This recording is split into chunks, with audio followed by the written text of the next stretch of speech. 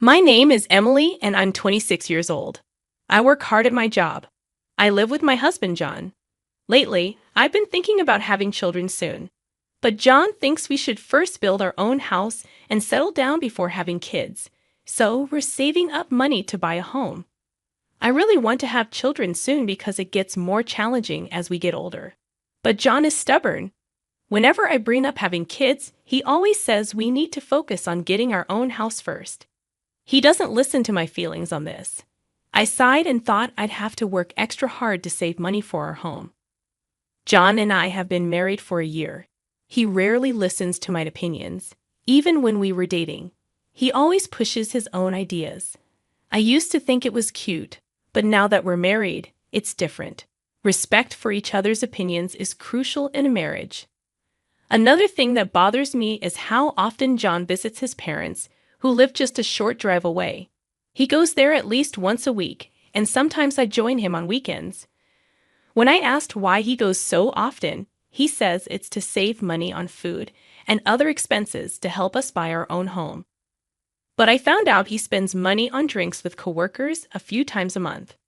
Cutting these expenses would really help us save more money. He keeps going to his parents' house to save money, even just for one meal. It really bothers me.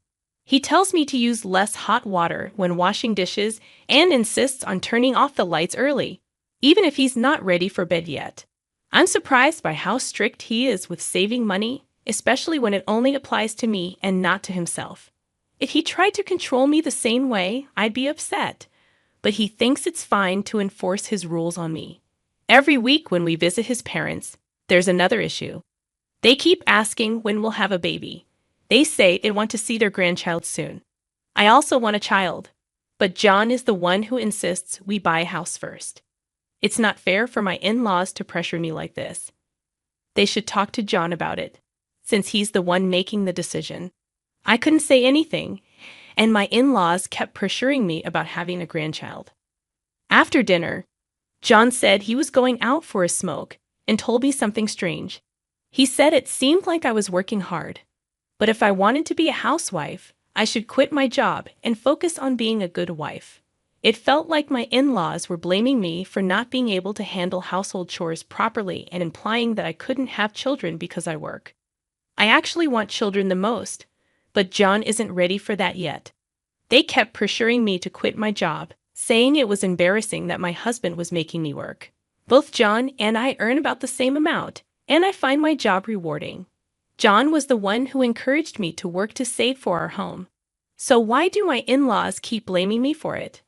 I finally snapped and told them that John is the one who wanted me to work, and they should talk to him instead of constantly nagging me about it. When it comes to having children, I want them too, but John won't listen until we have our own home. Instead of blaming me, they should talk to their son honestly. My words shocked them, and I apologized before leaving the table. I was angry with John, who was casually smoking outside, so I got into the car without saying anything. He asked if I was leaving already, but I knew he would never tell his parents the truth. I'm tired of hearing various things from my in-laws. I told John clearly that I won't visit them anymore. He looked surprised and asked why. He said we could save on food expenses and that we both want a home and children soon. He's right about saving, but I've told him before that we'd save more if he cut back on drinking and smoking instead of just saving on one meal by visiting his parents. Everyone needs a break. Despite that, he keeps imposing rules on me, like using less hot water and turning off the lights early. He thinks we can save money without giving up anything. If I have to go through all this alone, then I don't need a home. I'm tired of never seeing him sacrifice anything himself, but expecting me to do it all. It seemed like he was dismissing my feelings until he realized how angry I was. He admitted that it is a big deal. He also pretends in front of his parents that he's cooperating on having children and blames me for not having grandchildren yet. This really made me angry. I'm tired of being the only one pressured about having kids. It's not me who doesn't want children, it's John. I've been saying for a long time that I want children soon. Seeing John unsure how to handle my anger gave me a slight sense of satisfaction. He's usually so confident and assertive, but now he seems unsure. As I continued to grapple with our issues, a turning point arrived unexpectedly about a month later. One of my relatives, my father's brother, passed away, and I attended the funeral with John. I learned that my late uncle owned several pieces of land, a luxurious mansion, and lived a lavish lifestyle. John, who had heard about this from someone else, remarked, "Impressive. I didn't know you had such a remarkable relative." A few days later, I received news about my uncle's inheritance. I invited the lawyer handling the inheritance to our apartment for a discussion over tea. Since this matter concerned only me and had nothing to do with John, I asked him to leave the room, as he seemed uneasy about the topic of inheritance. I wanted to avoid any potential trouble if he got involved. After about 3 hours of discussing the inheritance with the lawyer, I realized that John, who had been home earlier, was nowhere to be found. I assumed he had gone out to give me space during the conversation. I began preparing dinner, unaware of what he was secretly planning. 3 months later, John told me he had something to show me and took me for a drive. As we drove into a residential area, I wondered with excitement where we were heading. I was puzzled as John drove us into a residential area. I thought we might be going somewhere fun or for shopping. Ignoring my confusion, he told me to get out of the car and parked in front of a certain house. He pressed the intercom, and my father-in-law and mother-in-law came out from inside. However, this house clearly wasn't my in-laws' home. They greeted us and mentioned that they were planning to move into this house by the end of the month.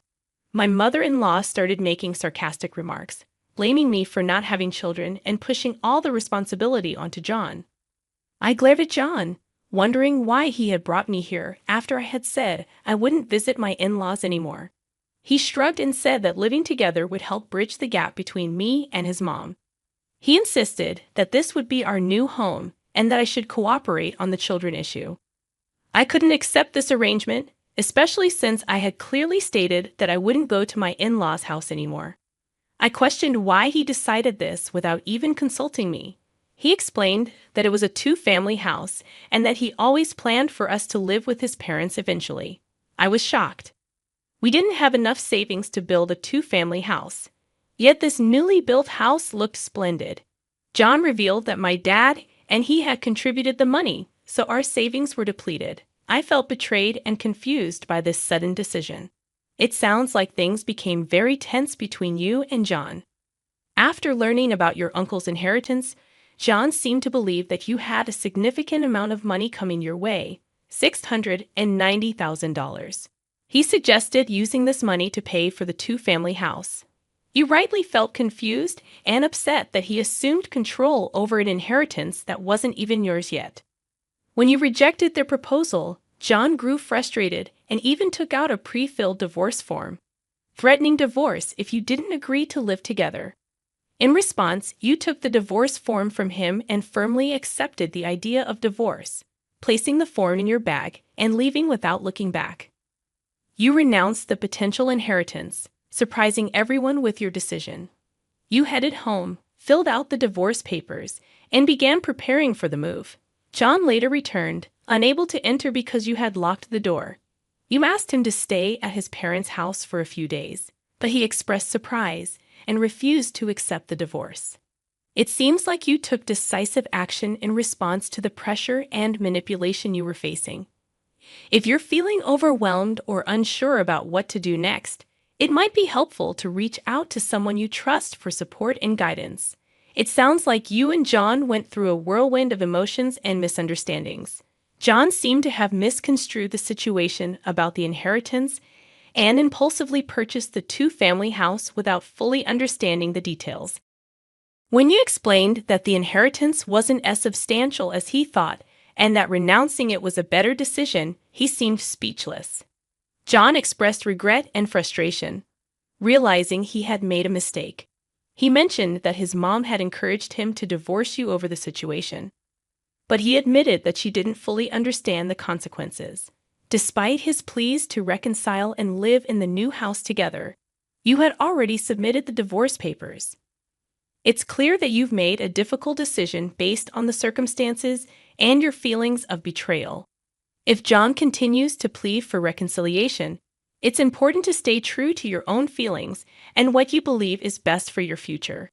Take time to reflect and seek support from trusted friends or family members as you navigate this challenging situation. He looked bewildered and lost, slumping in front of our apartment door after realizing that I had already submitted the divorce papers.